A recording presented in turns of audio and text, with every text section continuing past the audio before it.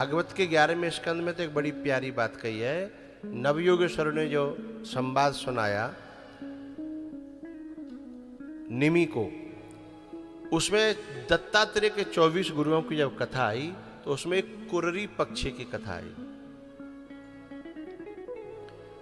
एक पंछी जो है मांस का टुकड़ा लेके जा रहा था। जब मांस का टुकड़ा लेके जा रहा था तो उसके पीछे बहुत सारे पंछी पड़ गए।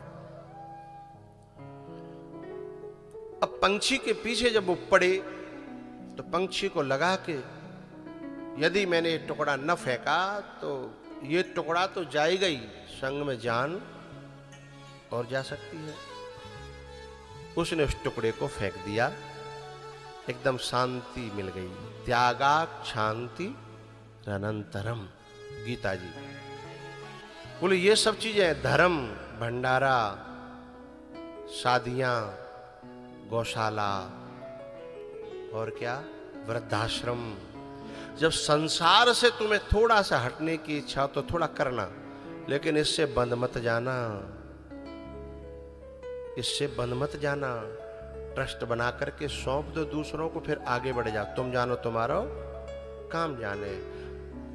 उसके बाद उसी में लिपटे रह गए ना तो वहां नहीं पहुंच पाओगे जहां के लिए मानव जीवन मिला है, वहां नहीं पहुंच पाओगे।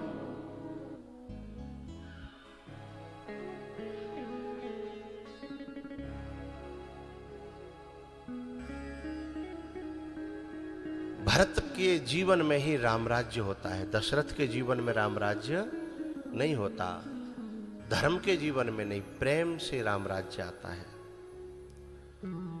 यदि भरत होते, ननिहाल न जाते, तो किसी माई के लाल की दम थी जो राम जी को निकाल के दिखाता? चाहे दशरथ ही क्यों नहीं थे, कैकेयी क्यों नहीं थी, है ना? तो हमारे जीवन में यदि शांति की कमी है तो कहीं ना कहीं वो जो मैं भागवत की जो चर्चा कर रहा था, वो जो पंछी ने जैसे वो छोड़ा मांस का टुकड़ा तो सब लोग उसी पे पड़े रह गए, एकदम शांति मिल गई। ऐसे ही जब हम क्योंकि ये सारी चीजें क्या देती हैं, समाज में प्रतिष्ठा देती हैं।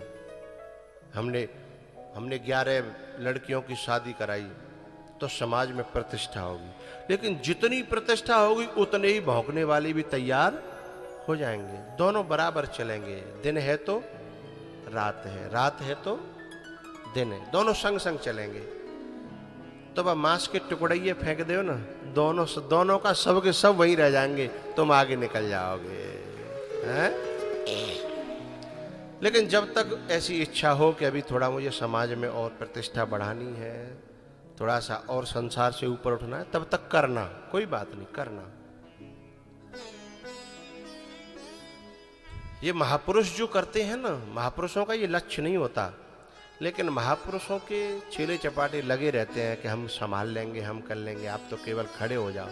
तो निमित्त मात्र को खड़े भले हो जाएं, लेकिन इसमें उनकी कोई रुचि नहीं होती। धर्मन अर्थन काम रुचि गति न चहु निर्वाण। जैसे 4 चीज भरत जी छोड़ते हैं ना, तो 4 चीज छोड़कर परमात्मा भी भरत की तरफ दौड़ करके आता। भजत कृपा कर है रघुराई, दौड़े आए। क्या 4 चीज छोड़ी? कहूं पट कहूं निसंग धनु तीरा। कहूं पट माने पर्दा। राम जी का जो पर्दा पड़ा था ऐसा पतला सा ही वनवास में, वो भी धरती पर। किसी ने कहा कि वस्त्र जब कोई नहीं होता इनके पास में, तब तो ये तुमको शरीर पर धारण करके रखते हैं। अब भरत क्या आ गया तो ये धरती पे पटक दिया। इसका मतलब तुम फालतू समय के लिए टाइम पास हो।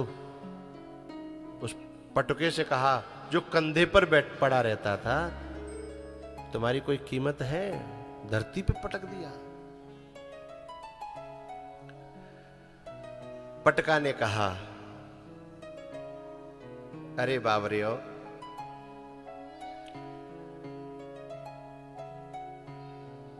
मैं राम जी के कंधे पर किस लिए रहता हूं पता है? राम जी के कंधे पर इसीलिए तो हूं, जब राम जी का कोई प्यारा राम जी से मिलने आता है तो मैं उन्हें मिलाने की कोशिश करता हूं, दिल से दिल मिलाने की कोशिश करता हूं। मैं नहीं चाहता कि एक सुई का भी उनके बीच में अंतर रह जाए। लेकिन यहां व्यावहारिक जीवन में किसी से शरीर मिलाने की बात नहीं है। मेरे बड़े प्रिय हैं, बड़े आत्मीय हैं पूज्य मुरारी बापू जी, उनकी कथा जरूर सुना करिए। उनकी कथा की एक बहुत सबसे ज्यादा खासियत, यूं तो कथा तो उनकी है ही विचित्र, बड़ी सारगर्भित और अद्भुत, लेकिन उसमें सबसे बड़ी बात क्या है, वे जब भी कथा करेंगे अपने अपने महापुरुष और गुरुओं के प्रति भेदभाव को दूर कर देंगे और दिल में श्रद्धा, प्रेम और भाव प्रकट होगा, ऐसा निश्चय होता है उनकी।